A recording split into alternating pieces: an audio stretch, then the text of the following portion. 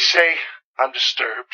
From city to city, an incredible hysterical panic spread. I think we're getting into a weird area here. Will you tell these fools I'm not crazy? There's hysteria. You can't handle the truth. Brain is gone. This is Hysteria 51. They're here. The truth is out there. It's alive. But you won't find it here. They're coming for you. Look, there comes one of them now. Welcome in, Hysteria Nation, to the podcast that's never owned a space pen. But we did have this other pen growing up. It had a girl on it. You could twist the cover and... Never mind. Mine you had to turn upside down real quick just for authenticity, so just letting you know. This, whether you like it or not, is Hysteria 51. No one wants to hear about your formative years. This isn't a horror podcast. That is a scary thought. Brent's formative years. That should be my new podcast, John. He annoys me in so many ways. What are you talking about? Me or him? I know, I'm confused. Oh gosh. Is that like it's not a Freudian slip, like a Freudian inference? Go on. We are broadcasting from the lower fourth dimension, otherwise known as Chicago. My name is John Goforth, and here alongside to give you a verbal hug are the smooth stylings of Mr. Brent Hand. Not really sure how I feel about that phrasing, but I'll let it go. No, I'll accept that. Know what gives me a verbal hug? Ugh, don't say it. Delicious soup. Well, I guess even old robots can learn new tricks. Covered in cheese muffins. I retract my former statement. Anyway, Brent, we have another author interview this evening. But first, before we get to him, it brings to mind a question. We're always talking about authors that we like and who we might want to have on the show. If you could interview any author, living or dead, who would you pick and why? I can get you a dead author by 2 p.m. No, Seba, that's not what he meant. Go back to your beer. You see, I've actually found that I have to actually tell him no to every stupid thing he says. Otherwise, he takes a lack of response as consent. You mean it isn't? I am not touching that with a 10-foot pole. Anyway. Keep him away from college campuses. I don't know. That's a hard one. If I could talk to anyone, I guess maybe Poe, and then I'd pop him in the mouth for making so many emo people through the years. See, that's the thing, though. He was truly dark. He wasn't right. He wasn't doing it. Wasn't some affectation for him. Well, and I watched this documentary, and it turns out that him and Abraham Lincoln fought vampires together. I don't know if you know that or not. So. Oh, yes. I saw the same documentary. It was great. Yeah. It was on PBS Plus. I don't know. Do you have one? Like, do you have a strong opinion on that? I'd have to give it a lot of thought to who could you wring the most knowledge out of or whatever. But just off the cuff. I think Mark Twain would be fascinating. Yeah. I mean, every great quote is Mark Twain. And such a good author, such an interesting guy. When you read some of the interviews from him of the time, it seems like if nothing else, it would be a really fun and interesting conversation. Yeah, and he'd use, fun little... weird Southern 1800s dialect and stuff like that. And so anecdotes and yeah. Right. I guess would be the way to say it. I don't know. Some of them might be a little, but they're probably fun for the most part. I mean, I hope he turns out to be a blinding racist or something. Oh, declare so. But let's hope not. Let's hope he was progressive. The other one that comes to mind that, I don't, here's the thing. It's so hard to know who would actually be fascinating to talk to versus who was a good writer for what they did. Right. We've talked to people, and we've heard of people that talk to people that are amazing writers, that then you talk to them and they're, some people are locked in themselves. Some people are antisocial. Some people can write the things they can't say. This is not per se our experiences, but you don't know what you're going to get, so to speak. Yeah, that's right. Almost like a box of chocolates, John. Yeah. See what I did there? I do know what you did there. I agree with that. Another one that comes to mind for me that I really like his writing. I like a lot of the quotes that come from his writing, and then he's a poet. Robert Frost. Mm-hmm. My favorite quote in the world comes from a poem of his, A Servant to Servants, and that's the best way out is always through. I love that quote. I've been a big fan of that for a long time. I'm also, who isn't a fan of the Road Not Taken? And that made all the difference or whatever, that quote. That like he was such a wise man, or at least comes across that way. Yeah, right. You might meet him. He's like, what? Hey guys. Maybe so. I mean, I don't fucking know. But that would, I think, meeting someone like that could also, they say, don't meet your heroes. It could also really suck. Right. Like, well, oh, absolutely. God, this guy was a nincompoop. Or, this guy was an asshole, or whatever. Yeah, people come across one way and then are very different sometimes in life. So don't meet your heroes. You and I both went with dead folks. Living, I think Stephen King would be really interesting to sit down and talk with. Well, if you're sitting home and screaming Martin Keller, you're in luck. Because he's on the show today. Or I guess we're in luck because we got to do it. I'm guessing at least 25% of the audience was doing that very thing, Brent. Well, this is actually a really great book. I enjoyed it. And he's, I'm really looking forward to talking to him. We are talking the Space Pen Club. Now, I'm going to tell the full title here. Deep breath. The Space Pen Club, Close Encounters of the Fifth Kind, UFO Disclosure, Consciousness, and Other Mind Zoomers. It's a mouthful. That's the second line. That is a mouthful. Yeah, so here's a quote from the author before we get him on here. The Space Pen Club is written as much for those who know very little about the perplexing subject as it is for those with a deep interest, including the various researchers, debunkers, and disinformation agents, and media and government figures with whom I traveled along this cluttered cosmic highway. But it also features close encounters with other phenomena and topics, including quantum entanglement, synchronicity, the tarot, electromagnetic low-frequency weapons, crop circles, stigmata, remote viewing, precognition, conspiracy bots, Fisher space pen technology, and the star knowledge of the Lakota, Sioux, and other First Nation tribes. Now, I might have thrown a little bit in there. Could have been the Lakota Sioux part, could have been a different other part that wasn't actually part of it. There was one other piece. Yeah, I'm not sure. The thing I think I dig is the approach of lumping so much together and seeing how it applies to humanity itself. He kind of did like this, this isn't the way I would say it, but it was almost like a guerrilla tactic. He was in this forever. And then he wrote the story about his experience in it, kind of like a Hunter S. Thompson. Well, I experienced it in order to be able to write about the UFO phenomena. He lived it for several decades. It would be one way to put it. That's why I did all those drugs. Yeah, right. Exactly. And, he's also a former pop culture journalist, and he's an unproduced screenplay writer.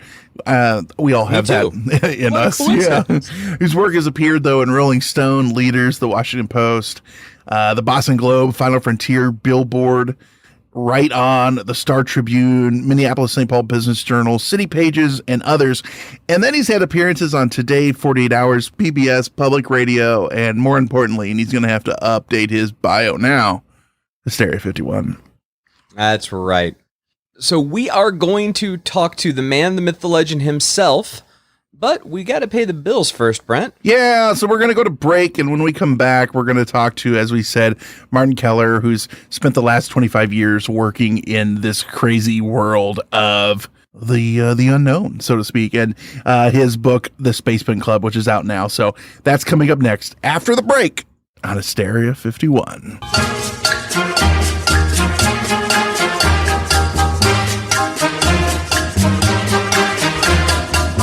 Sex. All right, now I've got your attention. So even relationships as perfect as ours sometimes need to add a little something to it. Spice, one might say. Spice, but not the Spice Girls. Thoughtfully designed toys for the bedroom, you might say. You might say. Well, they say that they can deepen your connection with your partner and leave everyone feeling satisfied. And guess what? We got a brand new sponsor, Dame Products. And it did just that for producer Lisa and I. Lisa, tell them about the woman-owned company making the next generation of sex toys for love and intimacy. This company is great. They are founded by a sex educator and an engineering whiz. That is a resume. I like to think that they're a sex engineer. A sex engineer. I like that. But Yeah, anyway, you can put that on your resume. Well, they are, though. And what's great is they develop products with real help of real humans and couples like you and I and everyone else listening. And their mission is to make adding toys to the bedroom less intimidating or even embarrassing and more accessible to create better intimate experiences for everyone. Absolutely. And I saw that just when I was picking out my poisons when I was on there. Or your poisons, I'm not sure. You might never see me again. I might be off by myself. But what was great was versus going into a store, it's very intimidating. You got to walk out with a bag. You got your car parked out there. Someone might have seen you. It's a very discreet way to do it. And then the great thing on the website was that they had a quiz where you can put in all your different levels of where you're at and things that you might be interested in. Then they give you recommendations based on that, just tailored to you of what might be your best product to start out with. Well, and even these products that I love, that they're made with medical grade silicone, which you would think would be the industry standard. It's not. And there you have smart design principles and lots of love, as I like to say. They've earned glowing reviews from the press like the New York Times, Wired, W Magazine, and most importantly, Hysteria 51's own producer, Lisa. It was glowing a little bit.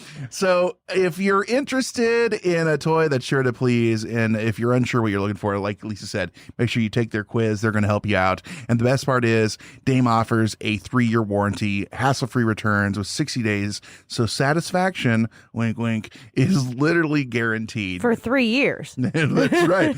So visit dameproducts.com/hysteria. Again, Dame, D-A-M-E products.com/hysteria for 15% off everything you can imagine to bring satisfaction to your bedroom and beyond. Wrong kind of toy, but you know what I'm talking about. I get it. I gotta go. I've got some things to look into.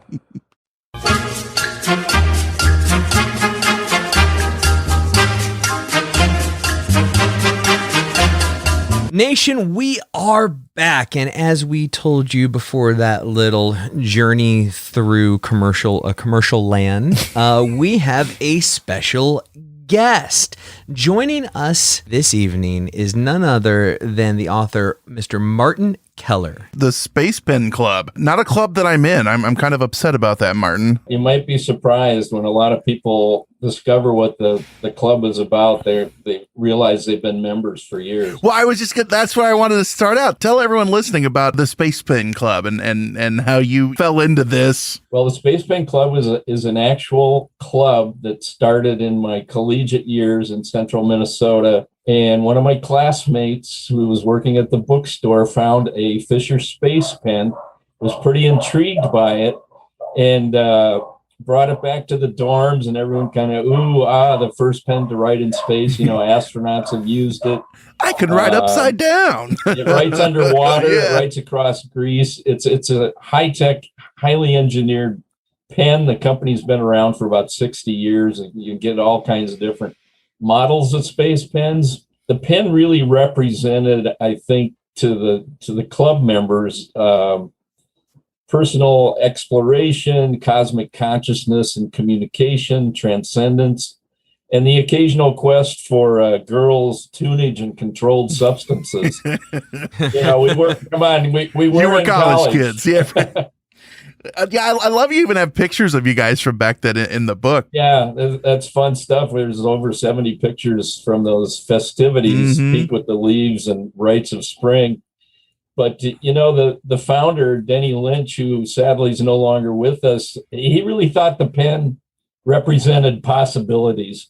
The reason I named the book that is because, the subtitle number 1 is Close Encounters of the Fifth Kind, UFO Disclosure, Consciousness, and Other Mind Zoomers.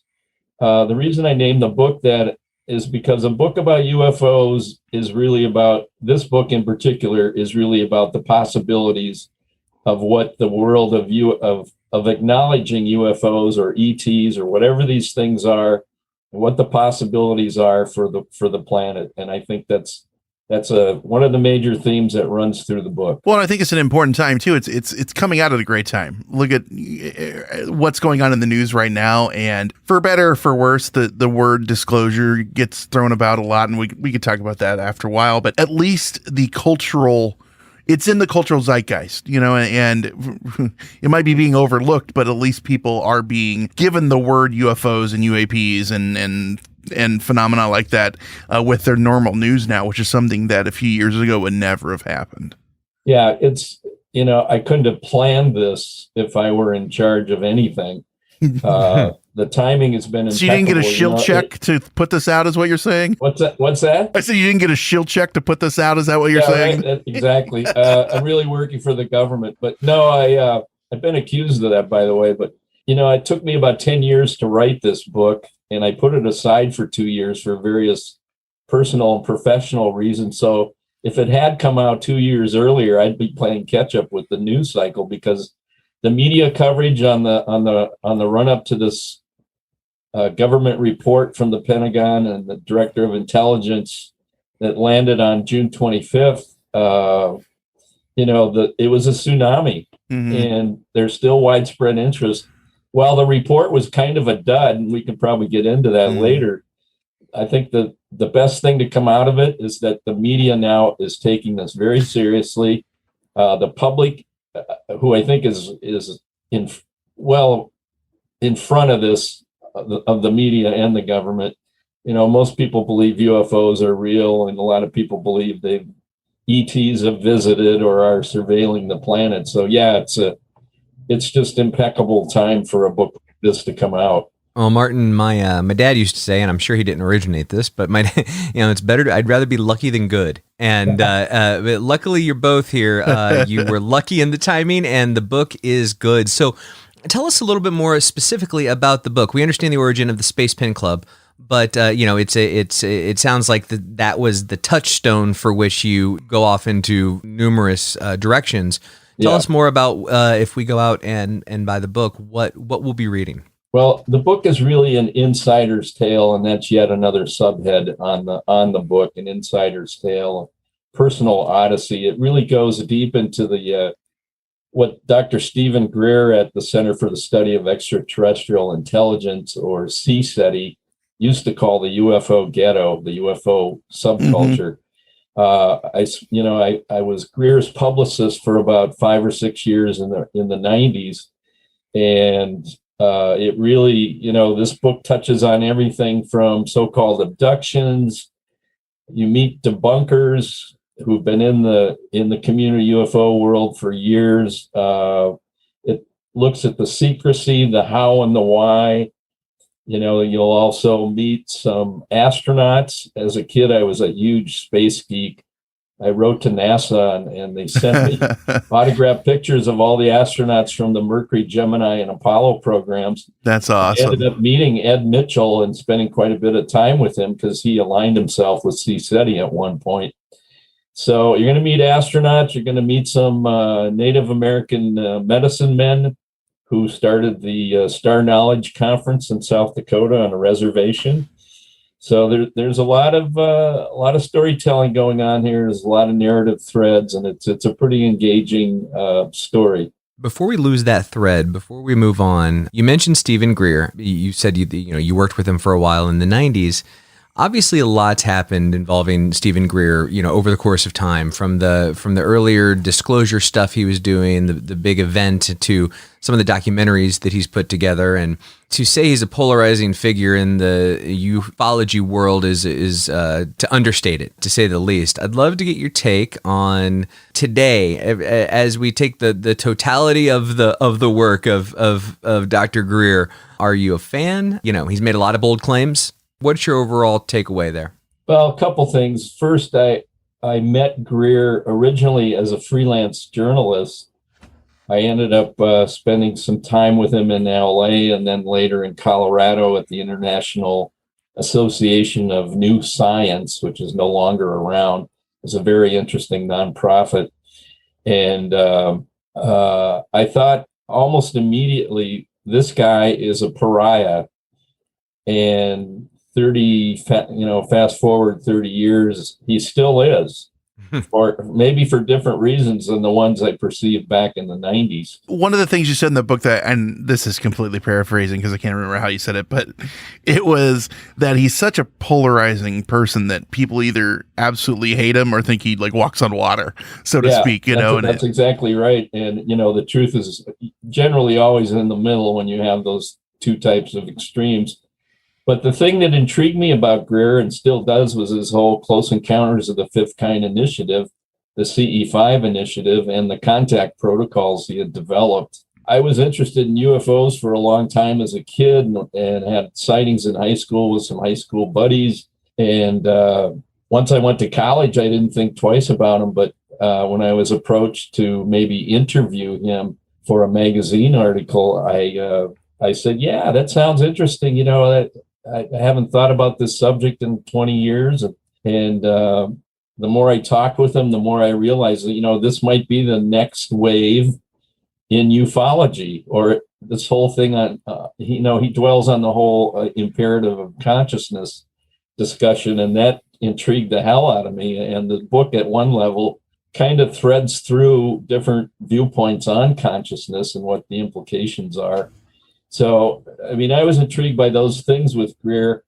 Now, I know Stephen has made a lot of missteps. He's a human being. I'm surprised he's kept out at it this long. He's virtually invested his entire life on this after a really pretty astonishing medical career that he gave up. So, as I explained to a friend from the club the other day, Greer's intentions are good. I think they're pure.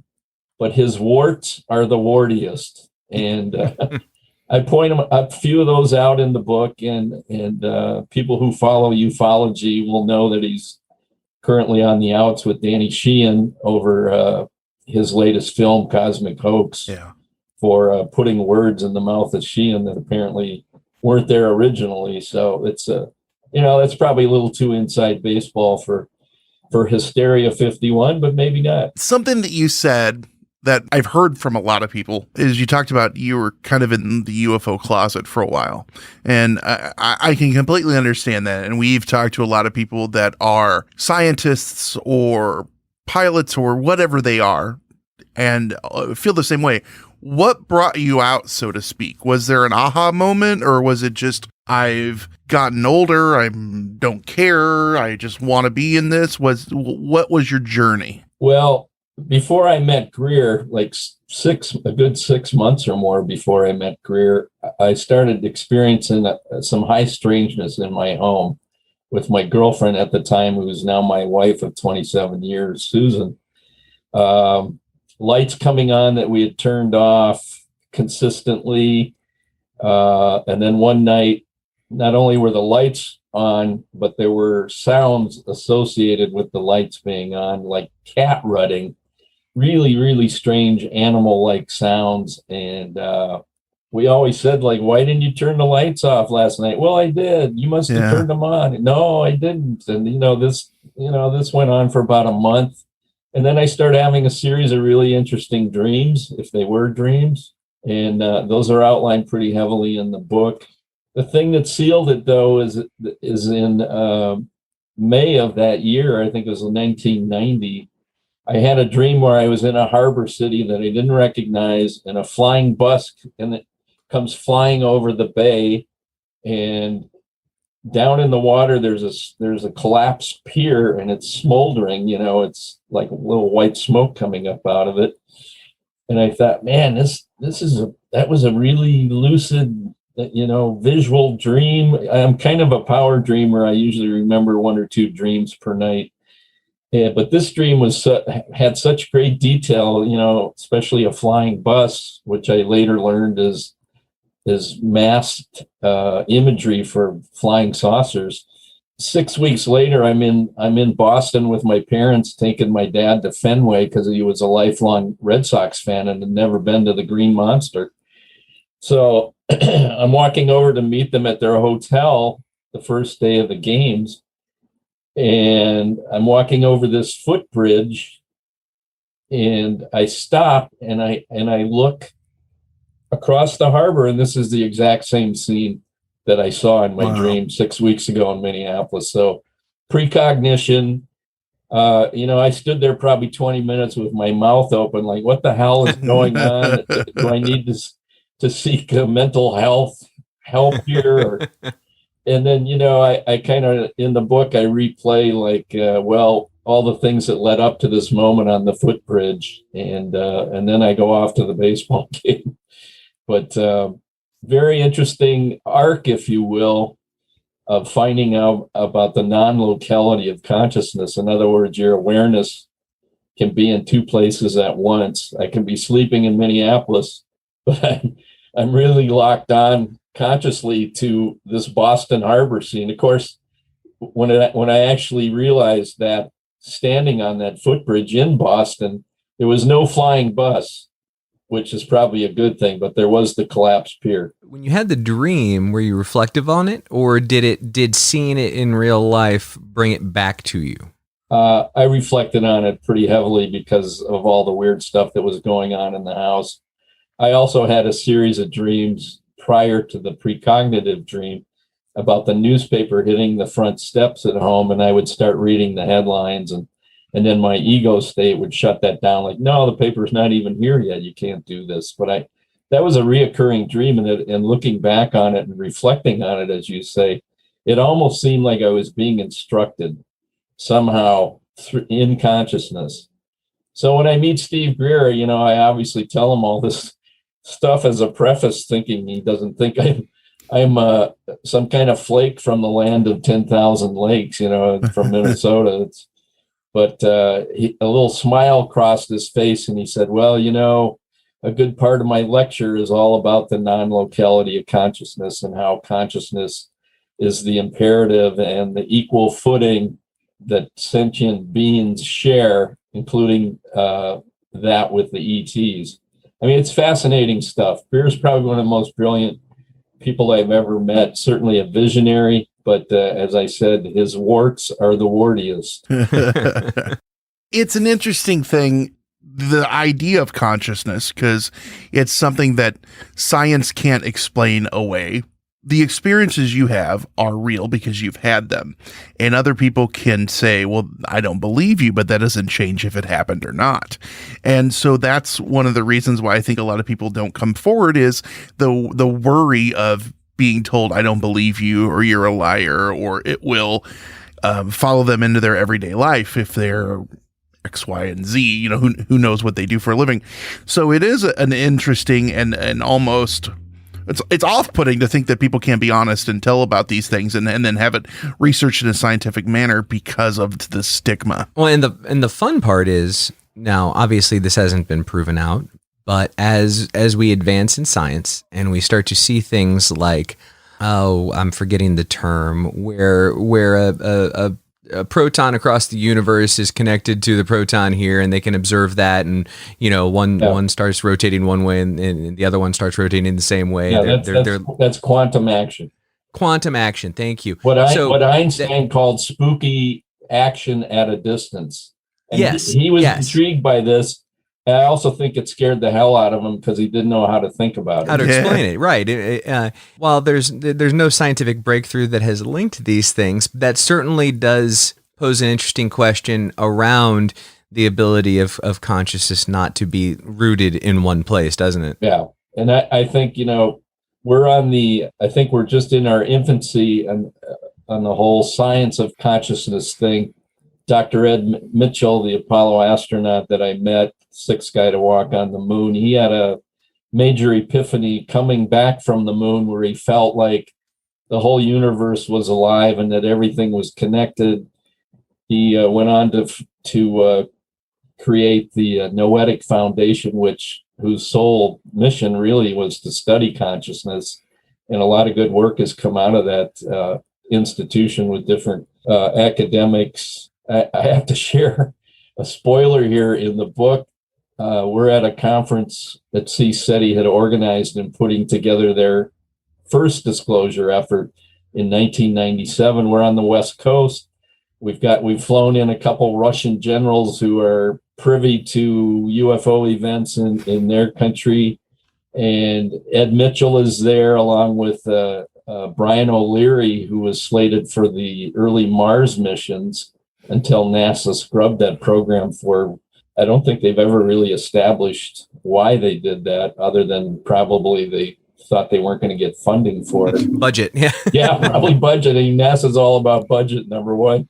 But Brian O'Leary and Ed Mitchell are just kind of talking casually during these discussions, which were all filmed and were going to be used in the Project Starlight disclosure effort, best available evidence, et cetera, et cetera. And they're talking casually, and Ed says to Brian, you know, the whole Einstein's theory of relativity will never be disproven or advanced until they introduce the integer of consciousness into that equation, that famous equation of Einstein's. And these guys are talking about it like, you know, what do you want for lunch, a sandwich or Chinese? And I'm thinking, you know, I'm sitting off to the side going, man, is it too late to get in a time machine and go back and change my English major to astrophysics? You know, man, right? It's conversations like that would be so much fun to be a fly on the wall. I always thought the same thing about the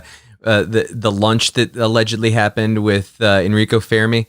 That you know, kind of where the Fermi paradox came from, where all these scientists are sitting around shooting the shit, eating a ham sandwich, and you know he poses this. If that lunch happened, man, I would like to have been there. I was exposed to a lot of conversations like that, and many of them are recollected in the book. Some of them right down to the verbiage used. So you know, there's lots of layers in the book.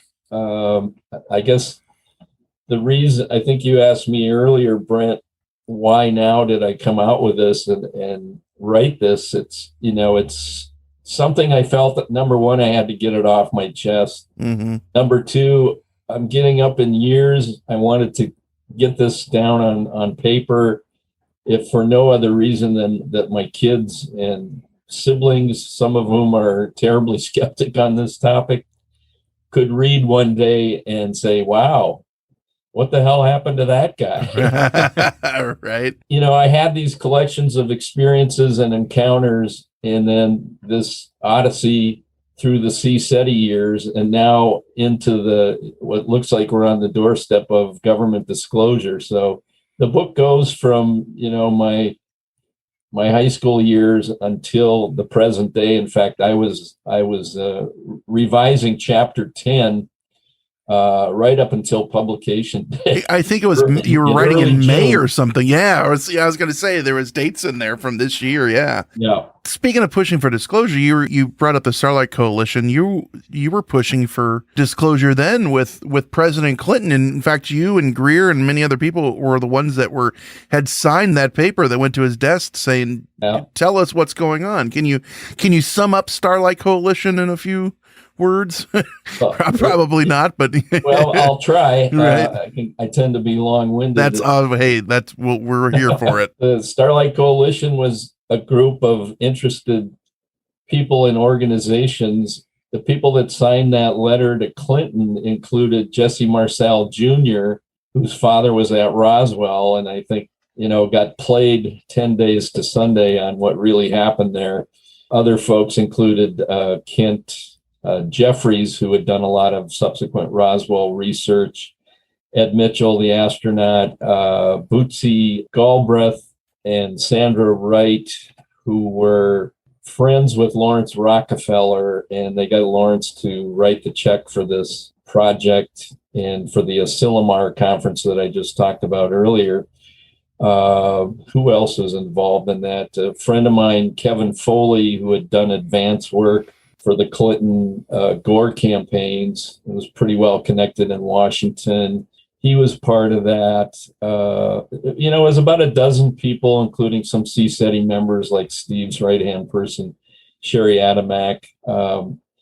We started out collecting the best available evidence, photographs, testimony from pilots, people from agencies who were willing to risk their pensions, because at this point there was no whistleblower protection.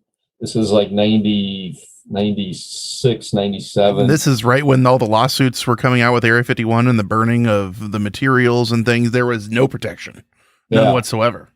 So, these witnesses were taking a huge risk. They all signed legal affidavits saying that their testimony is true. Bob Dean was part of that. Sergeant Major Dean, who pretty much made a career out of talking about the assessment, some document he had read in the early 60s, late 50s, that's pretty much said, that ET civilizations have been visiting us for who knows how long, probably since the planet began to evolve with conscious life forms. And, it changed his life. He made a career out of it on the saucer circuit, as I like to call it. So those were the kind of folks involved. That disclosure effort was pretty minuscule compared to the one that Greer launched at the National Press Club in, I think it was 2001. Yeah. And by then I had washed out of CSETI for a lot of reasons, mostly because I had a growing family and I needed to make a more decent living. There was no paid position at CSETI. I got my expenses covered for travel and phone calls and stuff like that. But I always lobbied. I said, go out and fundraise for so you can keep me on at what I do, because all things considered, I turned out to be a pretty good publicist, just as I was a pretty good journalist. So, following along those lines, you've also influenced a lot of people across ufology, both names that are known and names that are unknown. And one of the names that is known is one of the folks that said some really nice things about this book, and that's none other than Mr. Dan Aykroyd. Danny. Wonderful quote from him about some of the content of the book, and really just nice words. Obviously, we've talked about him on the show before. He's pretty vocal about his beliefs in ufology, and obviously he's got the vodka brand as well. Having read that quote, I was curious if you know him personally, if you guys have had discussions about this stuff. Well, number one, it was a very generous quote, and it's quoted at length in the book's website at thespacepenclub.com. The whole quote is there from Dan. Well, almost the whole quote.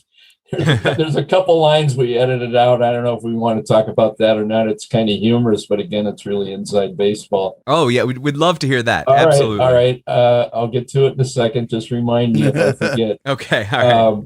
There's a short quote on the cover of the book by Dan. And, Mr.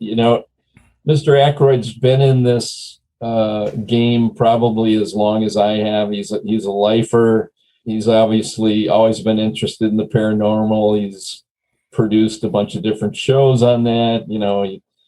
He's no stranger to the topic. In fact, he comes out in his longer endorsement of the book and says, in addition to being a great read and accusing me of obsessing over some of the details in the book, he said this book also functioned as a great bibliography because I hope I've cited some of the really great important research that has been done by other ufologists and people interested in topic.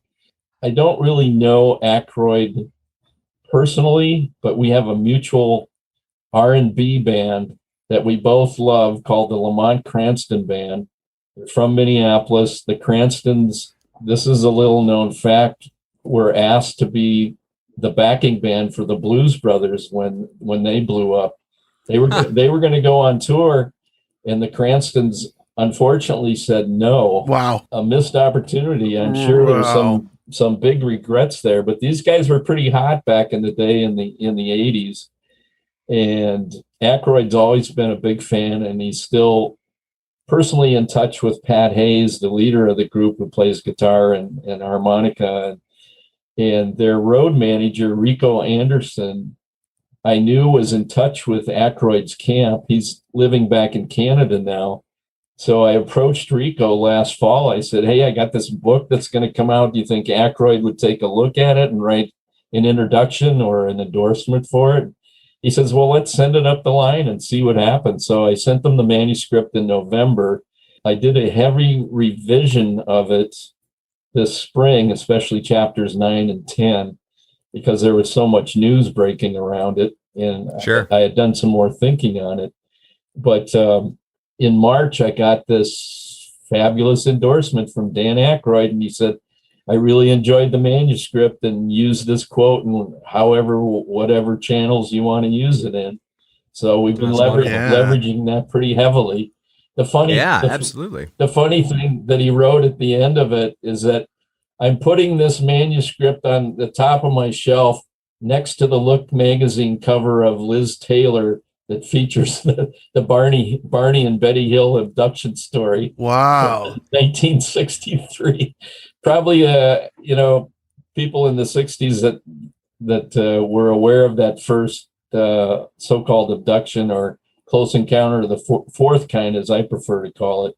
They'll remember that cover because it was pretty revealing. Liz Taylor, when she was making The Taming of the Shrew with Richard Burton, and she's got this plunging neckline.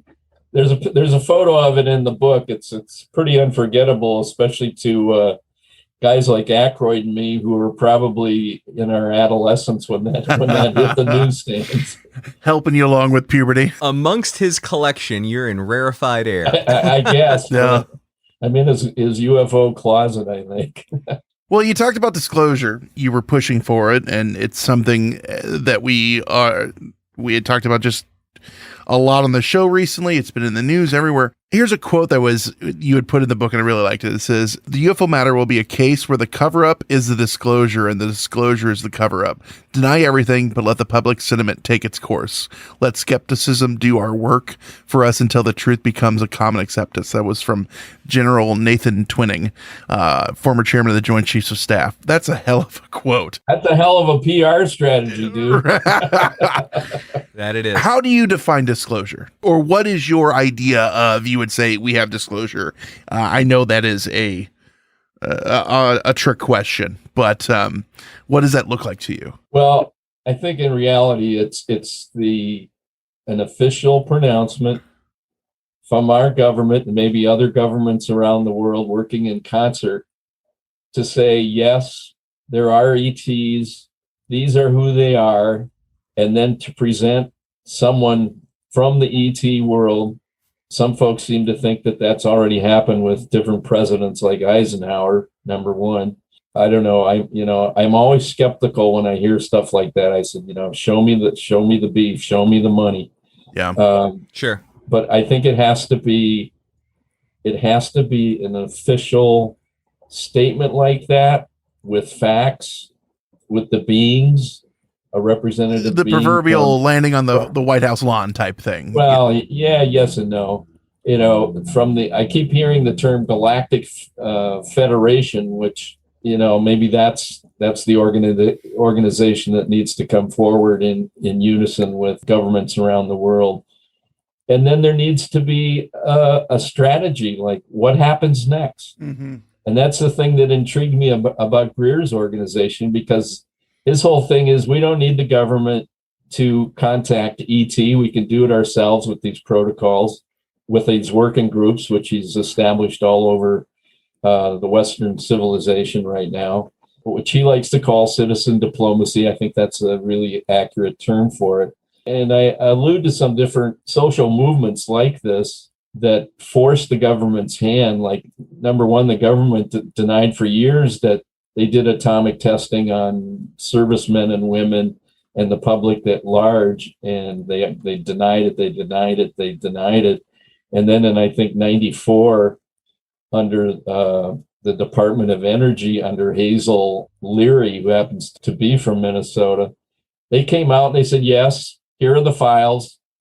It's real, and I'm sure there's going to be a lot of money paid out to litigants who've been chasing that disclosure down for last 4 or 5 decades or more.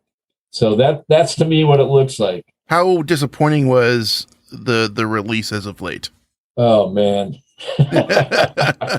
I downloaded that damn report 6 times thinking you get more than 9 pages. My computer must be glitching. I thought there were 70 pages to this thing. Yeah. It was a major disappointment. And I like to think of it like this. If you think of our government as a publicly held company, which is what our democracy sometimes resembles, the leadership and the board running this business would all be fired for either failing to know what these things are or for consistently failing to reveal what and who they are. I mean, the shareholders would demand that they be thrown out on their tails. We could go back and forth for, an entire hour just about the developments of the last few years. Obviously, you are considering it the way that we are, in the sense that you went back and even rewrote some of your book because of it.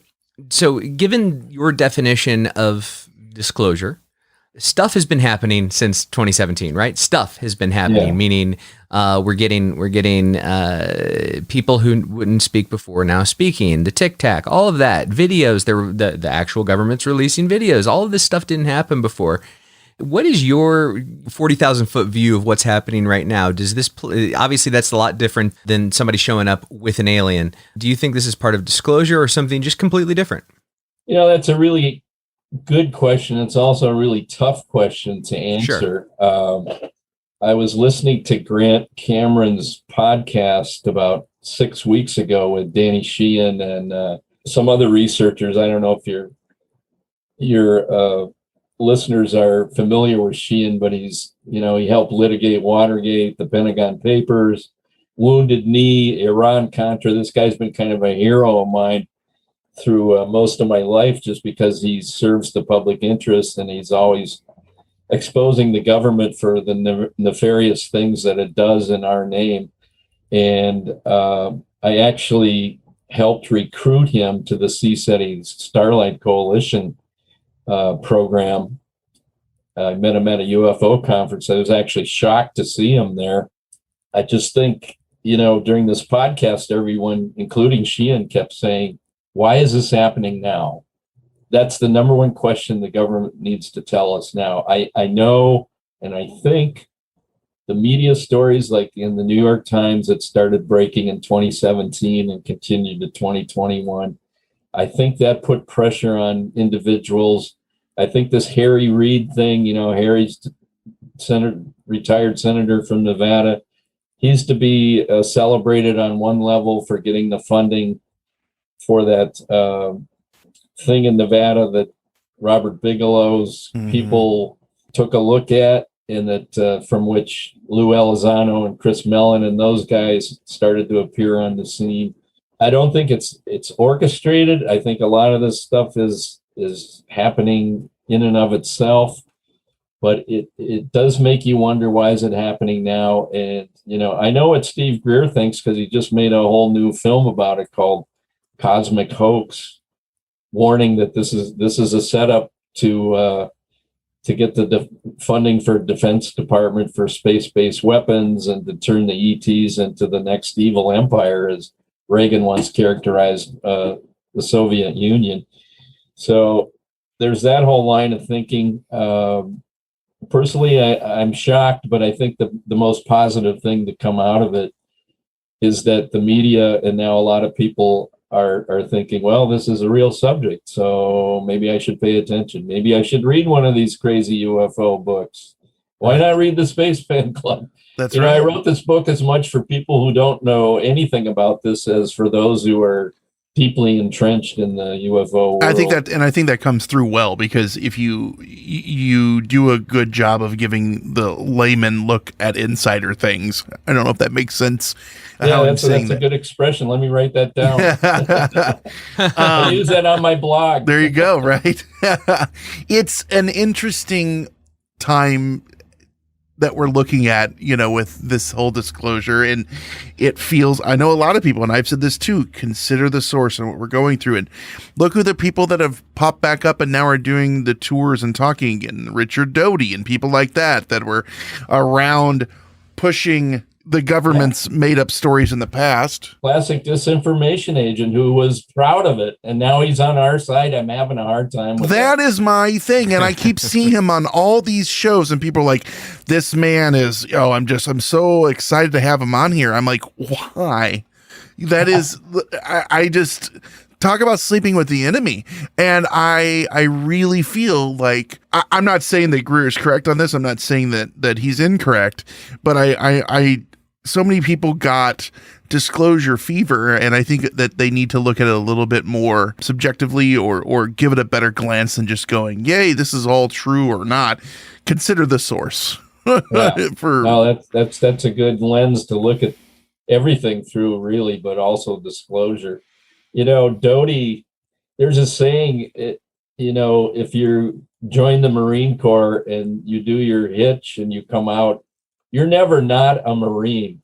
Mm-hmm. And when you say Semper Fi or Phi or whatever, Semper Fi. Yeah, they're always Marines, and I think that unfortunately might be true for guys that worked in the intelligence agencies like Doty. Do you ever retire? How can you trust him? Even if he's swearing on a Bible, and you're like, he makes some claims in Close Encounters of the Fifth Kind film that Greer produced in the last couple of years. He claims that they paid media millions of dollars in cash to shut up about this. Yeah.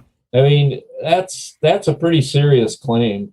He admits that the military intelligence industrial complex has the ability to hoax abductions and has been doing that since the 50s. I mean, that should be national headlines. I mean, there should be reporters crawling through that, looking for documents and calling for hearings, like they had the MK Ultra hearings in the 70s on the dosing of our servicemen and women with LSD, part of a behavior modification study, which I think went much deeper than that. And I get into that in chapter 3 of the book pretty heavily. That's the kind of stuff that we're going to see, the collateral damage that washes up on the shore with disclosure. All right, these things are real. They're from Alpha Centauri or wherever, and maybe 10 other places in the galaxy. But what about this abduction phenomena? Oh, I mean, that's a whole nother can of worms that nobody wants to go to. It's like flypaper. You touch it, you're not going to come unglued from it. I think one of the most terrifying answers we could get was the answer that we got, which was, we don't know what these things are. They're up there. We have no idea. If that's the case, holy shit. Wow. Yeah. Yeah. They know what it is.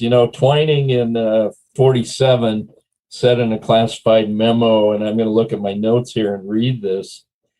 He said that they were not of this world 74 years ago, stating that the phenomena reported is something real and not visionary or fictitious. And he went on to describe the extreme rates of climb and other characteristics that precisely match the recorded capabilities of the objects in these recently released Navy footage.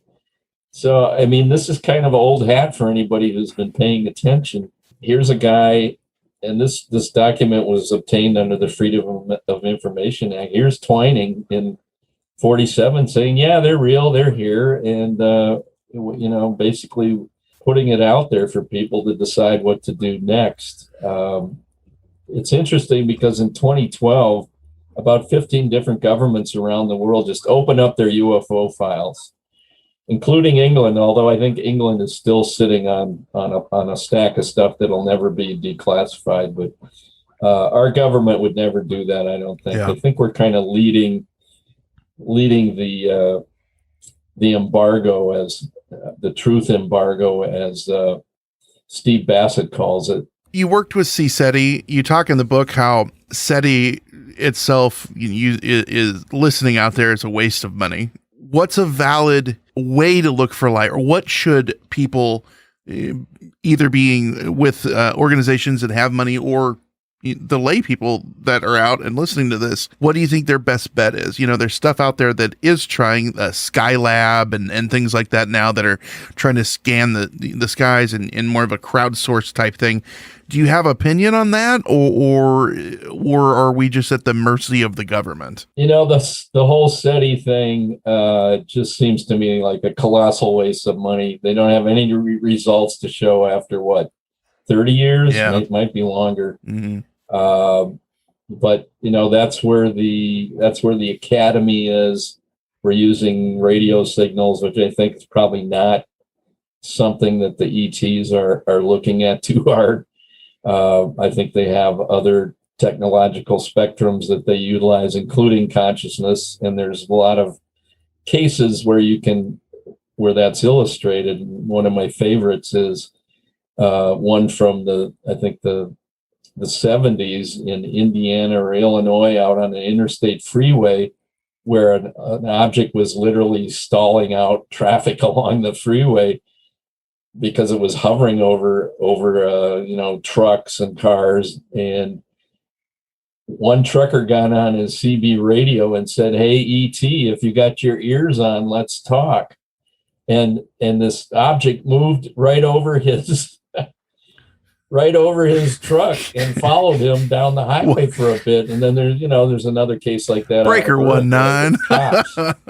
So they obviously have capabilities of listening and maybe even telepathically picking up thought waves from people. And that's something that Greer has been on about for a long time in his contact protocols. But I think citizen diplomacy, citizen skywatches, I think that's the way to go.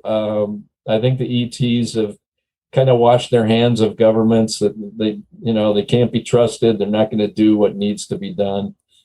That's why we're going to maybe show ourselves to the layperson on the street or out in the woods or on the interstate highway system. Well, Martin, that is probably the perfect place to leave it. As we discuss where they're showing themselves to us. Before we go, let us know where they can find your book and any of your other social details. The best place to buy the book right now is Amazon.com, what I like to call the Internet General Store. Right. You can probably get it the same day you order it if you're so inclined. If you go to the book's website, thespacepenclub.com, you can find a handy link to jump to order it on Amazon. I'm trying to blog there at least once or twice a week on different subjects related to this very broad discussion. There's some pretty fun blogs on there currently. I'll be posting a couple more yet this week. Social media, I've got a Facebook group that I'm trying to grow called the Space Pen Club, so look for that on Facebook. I'm trying to get my Instagram thing going, but I've got a day job, so my hands have been a little tight on social, but I might enlist my 24-year-old son who's got more time on his hands to me to run that. But that will get populated pretty soon. But I wanted to thank you guys. This has been fun. And as I told Brent coming into this, I said, how could I not do a show called Hysteria 51? I told him I'm so excited when people get awesome. Our name. That's amazing. That's awesome. Yeah. Well, Martin, this has been a pleasure. Thanks for your time today. Thank you. And Nation, we are going to take our final break, and we'll be back right after this.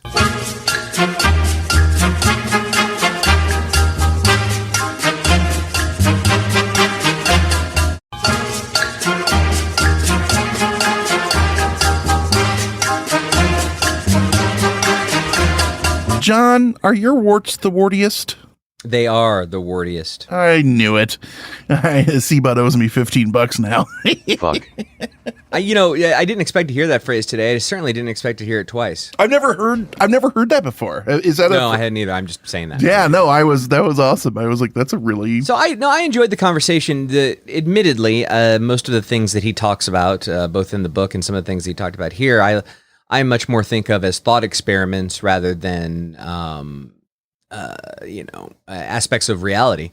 But nonetheless, he approaches it with a kind of open approach, and it's fun for folks like me to at least engage with them as thought experiments. Well, yeah, and the point of it is, if it's a thought experiment or not, we're trying to get to the bottom of that, and he's been at the forefront of that for a long time, talking to former presidents and working with Greer and other people. If you look into the book, he's worked with the who's who of ufology throughout the years and been at the forefront of it. So that's he's got an impressive resume, and I agree with him 100%. I'm ready for the disclosure where they go, and this is Gleepclop, and he's here to tell us how we get into the Galactic Federation or whatever the hell it is, instead of this cold trickle of disclosure that people are calling it. Yeah, I agree with his. If that's what he wants, well, by God, I agree. We didn't spend much time on that, but if If that's what he was implying, meaning that what we're getting now is a lot of things, but it's not disclosure, I would actually agree with that. I don't think there's some master plan by, we're going to leak to the New York Times. We're going to have David Fravor come out and say things about Tic Tacs. And it's all part of this master plan. I don't believe that. Or if it is a master plan, it's a master plan of disinformation in order to make more money, because that is right up the government's sleeve in my book. So I don't know. My problem is they don't pay me to make those decisions. I just get my shield check every month and cash it and stay on my yacht. Take your orders. Take your orders. Well, I'm learning how to blink with my third lens and lick my eyes clean from my reptilian overlord. So I got that going for me. Just give me a sweet taste of that sweet adrenochrome. I just need a daddy needs a hit. Come on, baby. If they want to tell us, the listeners at home, about the book, what they like about it, what they liked about Martin, about what they see as what disclosure would be, which I think would be a really fun conversation to have on Hysteria Nation. I just gave it away, John, but where can they tell us those things? I would suggest sending smoke signals, but if that doesn't work, go to Hysteria Nation. It is our Facebook discussion group. You just go to Facebook and search Hysteria Nation. It is very dry out there, and there's a lot of fires. We're going to say skip the smoke signals for a few months right now is my takeaway. Carrier pigeons then. Right. Fine. While you're on Facebook, don't forget to go to facebook.com/Hysteria51pod. That is our regular page. You can also hop on Patreon, patreon.com/Hysteria51. That is where you can find Up All Nights, Mad Burlery Hysterias, all sorts of fun shenanigans. Also, tweet to us at Hysteria51pod or at John. He is GoFoLite1, GoFoLite1. I am at the Brent Hand because I am the Brent Hand. Easy to find. It's safe to say, I agree. It's safe to say they broke the mold. The question is to why they broke the mold. Oh, we all know this. Perfection is perfected. And why? I mean, you don't even keep going. Voicemail. Oh, God, don't do it again. 773-669-7277. Again, 773-669-7277. John, let's listen to 2. We got a little time. All right. So, number 1 coming up. Hey, this is Jeff from Austria. Me and my wife love to listen to you and Seabot. Hope to hear you guys a little more often, and we hope to hear an episode about UFO involvement in Europe. Let us know. Sweet. Austria. Nice. Home of the former governor, or whatever you want to call him. Yeah. Yes, that's right. Well, we have done a lot of Europe. I don't know when, I don't have the date on that one, but we will always be doing more Europe, and I actually have some of those scheduled coming up. Not in front of me, so I can't tell you the topics, but we're going to be doing some more European-based shenanigans, so that's awesome. I don't know if you know this, but the listener that just left that voicemail is better known as the Muscles from Brussels. Even though they said they're from Austria, that was just a cunning ruse. It was, right. All right, here we go. One more. Hey, I keep meaning to leave a message, but I figured by the time I actually left this message, you guys probably would have just deleted voicemail because nobody uses voicemail anymore, and I would just end up having some 10-year-old girl's new cell phone number. First, So really the only thing I wanted to say is, Seabot, please stop sending me dead cats. No. Last one got delivered to a neighbor, and that's not cool. Good. That was on purpose. So now I have the restraining order, and so Seabot, I just wanted to say, that's it. All right. Seabot, I just wanted to say a quick note to all of you listeners. If you call and leave us a voicemail, say your name so we can give you credit. Unless you don't want to say your name. You know what? Yeah, it's a choose your own adventure, John. Also, a quick note to that listener. We have tried the whole restraining order thing. Because he's not considered a sentient being, the court won't issue one. Loophole, bitches. Well, at least he's consistent. He's something. He is something. So don't forget, let us know what you guys got going on for disclosure. What do you want to hear? What do you want to say? Well, how do you feel about the report that we just received? And we will talk about that on an upcoming episode, a little more in depth. I've been kind of waiting to see what's going to come out, and we'll find out here in the next coming weeks. Or if anything, I mean, fuck, nothing's come out. Yeah. The report didn't. I mean, there was nothing to it. Well, no, but nine pages of nothingness is, that should 9 pages of nothingness. That's what they should have titled the entire thing. So anyway, we'll see. Like this 90. We should rename the podcast 90 Minutes of Nothingness. With that said, I've been Brent. I've been John. He's been Conspiracy Bot. Stay woke, meat sacks. It was terrible. It was just terrible.